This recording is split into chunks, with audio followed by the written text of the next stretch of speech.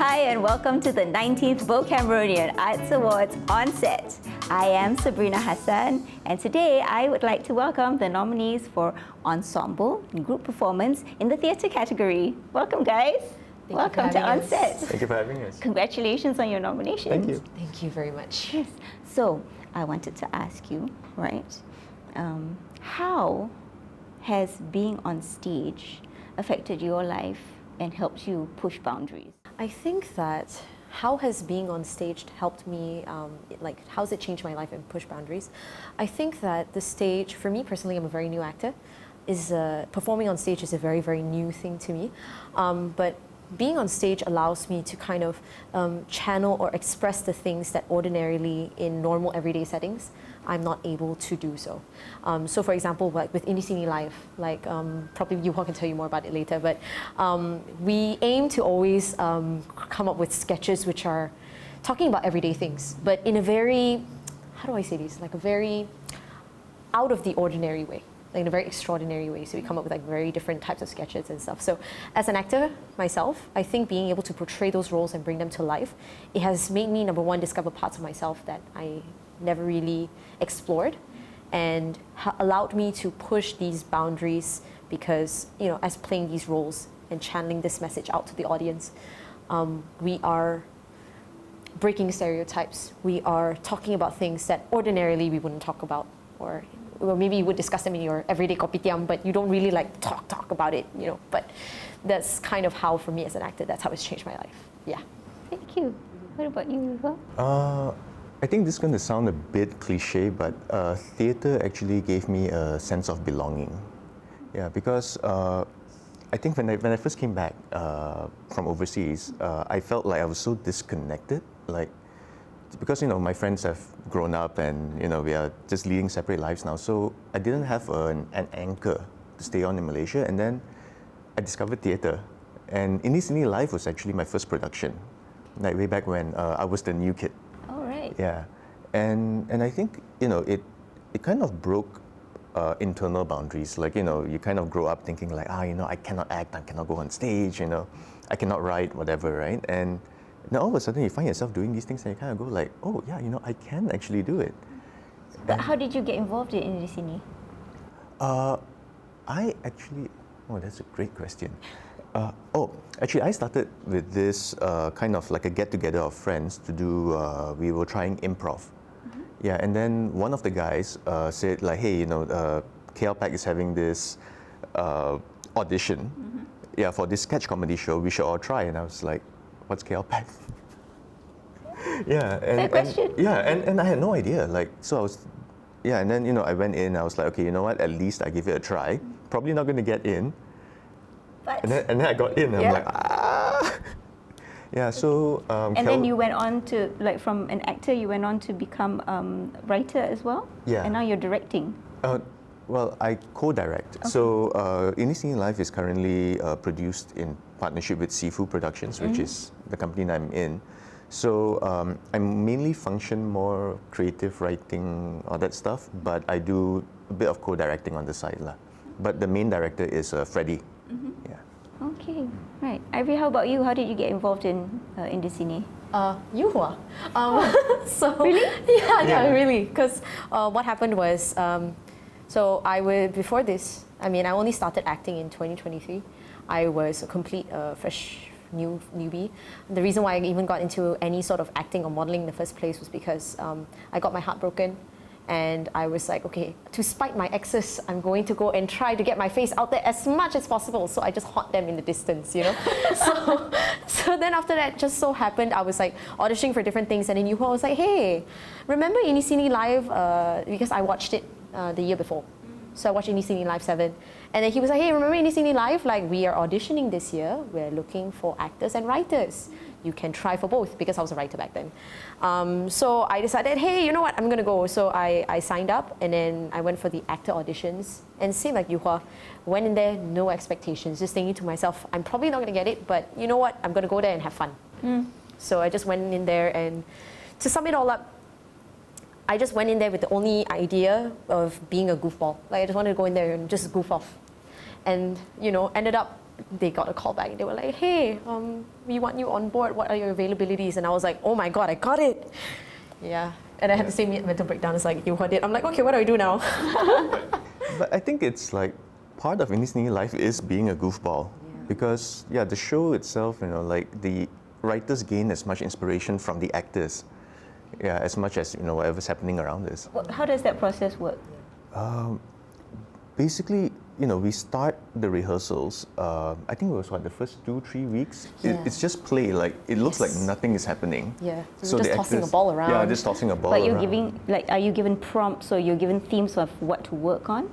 Well, the writers get different themes from the actors. I'm not entirely sure what the actors get, but for us, when we first started, Freddie was saying like, okay, you know what, let's focus on the theme of future, just to ground us down, and a secondary theme of AI, because that was what was trending at that point in time. So those were the 2 anchors that we were looking at when we went in.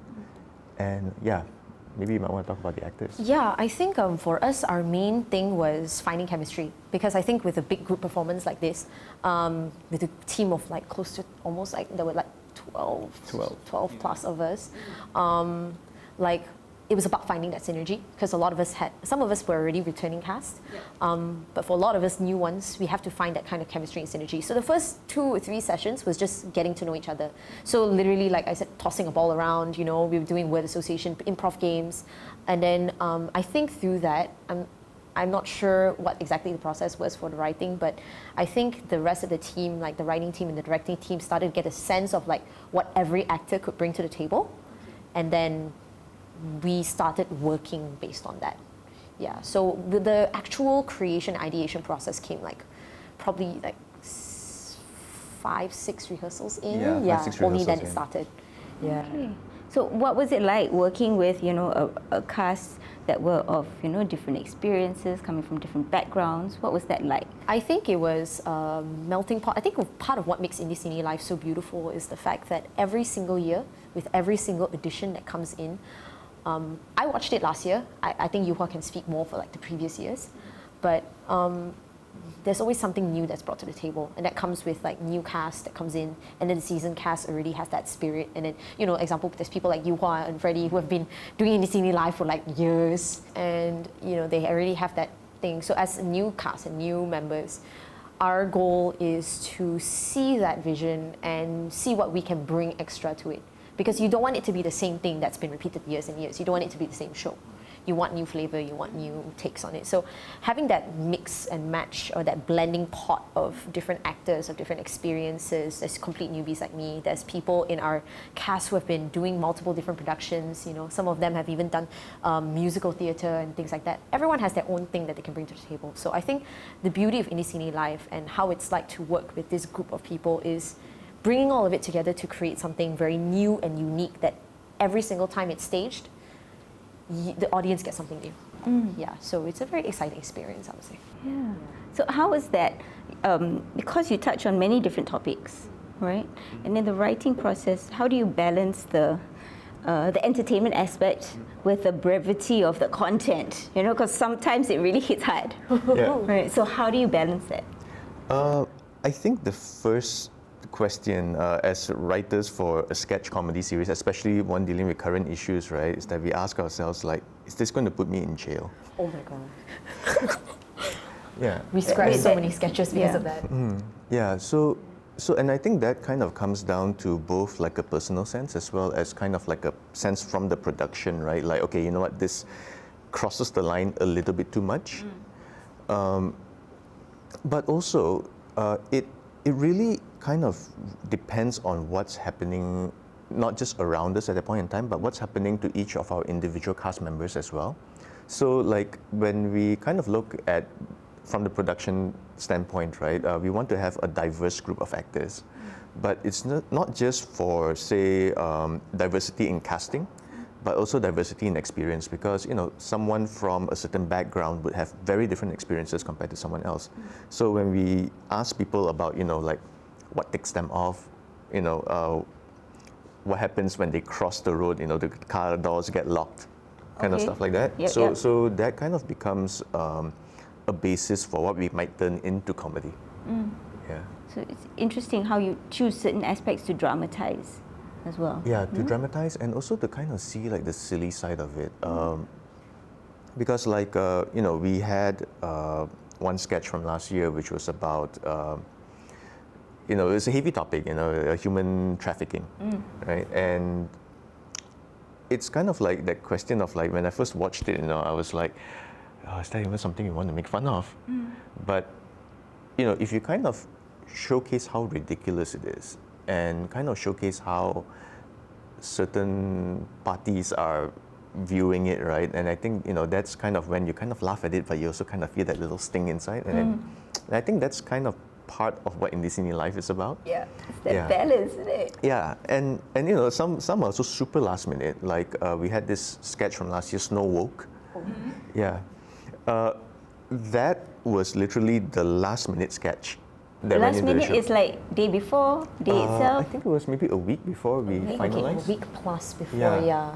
Because there were so many changes. There were so many changes to it, and it just so happened because that whole Disney thing came up at that point in time. So so we were just like, okay, you know what? Let's just go for it and see where it goes.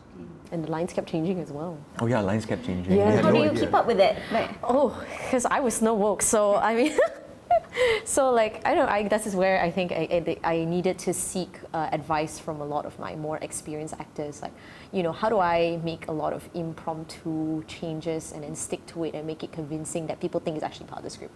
So so even with line changes and all that kind of stuff, it's just a matter of kind of seeing what this character, as that character, would ordinarily respond or how they would respond in a situation like that. And then lines kind of come naturally. Yeah, the lines are kind of a guideline. And one thing I appreciate about Indie Cine Life and the directing team and the writing team is they give us freedom to play. So when I go up there and a lot of the actors go up there, sometimes we will include things which are not written in the script at all. And there are some times that different nights will get different variations, different nights of staging.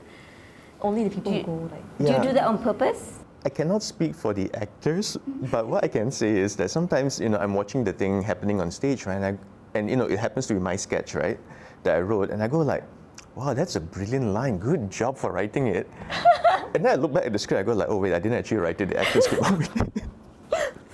So do you formally put it in there after that? In the event that it gets restaged again, yes, I do note it down. Like if I find that it really works, I'll just improve on it. Yeah, but I think that's the thing where like, if it's seamless enough and if it gets the results right, why not? Like there are a lot of moments that, like example, that because we're given the freedom to play, the actors just, when they get into their characters, there are just certain things that just happen that are funny. Because there are things that are written that may not hit as hard, but then there's things that we randomly add on with, of course, approval from the directing team, because we have tech runs and everything, and we don't want to like go completely off the script till the point like where is the storyline going? So with guidance from the team and everything, we are given the freedom to play, and then we just fool around with things, and there's certain things just hit. Certain things are just hilarious when it happens, and that's where sometimes we even surprise you guys. Yeah. You're like, huh? What did this person say? Like for example, Miss Umesh's mysterious street. So we have this guy Umesh. He's quite a bit of a character. Yeah. And his proposal was, just let me do this one character, and I'm just going to ask questions from the audience, and I'm just going to respond to them. No script, nothing. And we were like, oh man, it's such a risk. Yeah. Yeah, and the first night, right, we saw it, and I was like, okay, you know what, he pulled it off. Like, he doesn't actually answer your questions, but he does it in such a way where it's just funny to watch. Yes, I remember. Oh, you were there. You were watching it. Yes. Oh yeah. So, what's next? Would you want to answer first? Okay, I can give it a shot. What's next? We'll see if the team calls me back for Indie Cine Live 9. So, if they call me back and they have me on board again, I'll be really honored and it'll be fun. Also, it looks at time availabilities and stuff. But for me personally, as an individual, if I were to come on board with this show again, it would be a great journey of exploring even more, or like pushing the boundaries of even more of what I can do as an actor in this show, because the writers are going to come up with new scripts, and then that means the actors are going to have new characters to play around with and explore. So as an actor, for me, personally, being able to explore that is Outside of Indie outside of Indie Cine, you know, if any director's looking for a new actor, you know, hit me up. Snowbook and etc. I can play a good Disney princess. I can probably play a good animal as well. I don't ever try, never know. But hey, you know, hit me up, please. But yeah. You play a good Thai girl as well. Oh my God. Oh yes. Oh, you saw that? Oh yeah. Sawadika. Okay, sorry, I can't say that. Later I get cancelled again. Okay, but you are? Yeah. Well, Indie Cine Life 9 is definitely something.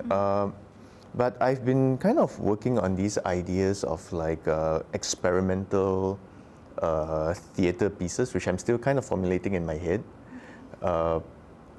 Like, you know, what if you could watch an audience watching a really, really bad show? You would sell the tickets for people to watch an audience who will get their money refunded, and they just watch a really, really bad show, and there'll be mics there so that people can hear like them going like, oh my God, this show is really, really bad. Right. Yeah, just to see. But I think they are kind of more like... That's a bit like Boal then, you know? Like more meta stuff. I was also thinking of like, what if we stage a show in the dark? Yeah, just to... Would it be literally in the dark? Yes. Yeah, so you would have maybe small visual cues, but generally it's just sound happening around you. Because I did a stand-up show for the blind way back, and I found that you know, people were a lot more reactive when they have one sense completely cut off. Yeah, so it's just been an idea that's been playing in my head, but I haven't actually figured out how to work it yet. Okay. Yeah. So even if they had aspects of physical comedy in the performance? You mean for the... Yeah, for it to be in the dark. I wasn't thinking of comedy so much for that one. Yeah. So I think the comedic one would probably be more like, you know, the people watching. Yeah, the audience ones. But I think for now, with work and everything, I think the main focus is still Indie Cine Life lah. Okay. Yeah. Right. Actually, random suggestion, but like imagine if you made it horror. It would naturally just scare people already. Yeah, so I was thinking of like, you know, like psychological horror. Yeah. Yes. Sabrina sitting there like, oh my God, if I have to watch something like this, I'm Yes, scared. that would be really interesting. I would yes need to like drink a little bit of courage to go in for that one. Yeah, but it will just be guaranteed, no jump scares. So Okay. yeah, no jump scares, that's but it's cool. just, Yeah. you know, you're just hearing everything. We'll see if it makes an appearance in Indie Cine Life 9. Ah. Oh. People walk in, it's just dark. Yeah, it's something that you can test out. Oh, yeah, There you go. Freddie? Freddie? Yeah, Freddie has this thing where he doesn't accept my amazing new ideas very much. Yeah, Yeah. I'm not sure if we want to get into that right now. Well, since we are... Yeah. But maybe a play, like a little skit in the dark would be good for Wei Hua to, you know, test out his idea. Yeah, actually, for Indie Cine Live 9, so no. since we are, you know, I can say it out in recording, I have had this sketch that I've proposed like 4 years in a row, where he's rejected every single time. So maybe the 5th year will be the magic one. Yes, You wanna fifth year tell- might be the charm. You want to tell them Yeah, what yeah, that yeah. script is? Yes. It's called Theatre Detective. And basically it has actors doing like a murder scene kind of thing, and they get stopped, and the director, who is totally not Freddie, comes in, and then he kind of gives them like, you know, go bigger, go bigger, go bigger, and then it kind of just ends with the actors just wailing and running around. And you have the dead body over there just flopping because his inspiration is that, you know, he doesn't want to die. Yeah. Okay, so it's a bit absurdist. Yeah, it's a bit It's absurdist, and it's brilliant, but you know, Freddie just does not want to stage it. Because the audience will be scared, you know, like all of a sudden the actors are screaming at the top of their lungs, the dead body is like flopping. Yeah, the director's name is Frody Tan. Already done. Perhaps if you give them earplugs optional for them to put on, Oh, yeah, so then yeah. it doesn't disturb them as much. I will write that into the next time when I propose it for the next. Yeah, then you'll be like, audience members, if you check under your seats, you can find a pair of earplugs, you're gonna need it. Go ahead, you know. Or do like master, like not look. Yeah, I think you were in that reading, right? Were you? I think I was. I don't know. I don't remember. Was I the dead body? I think you were the dead body. Yeah. I had no lines there. I raised the dead body and it's just quiet. But you had to flop. Well, I mean, we didn't actually like act it out. So if anything, it was just like a script reading because we have script reads as well. So sometimes there are moments that we're all sitting in a circle and then we're all sitting in our chairs and then the script is being read and then the punchline is read.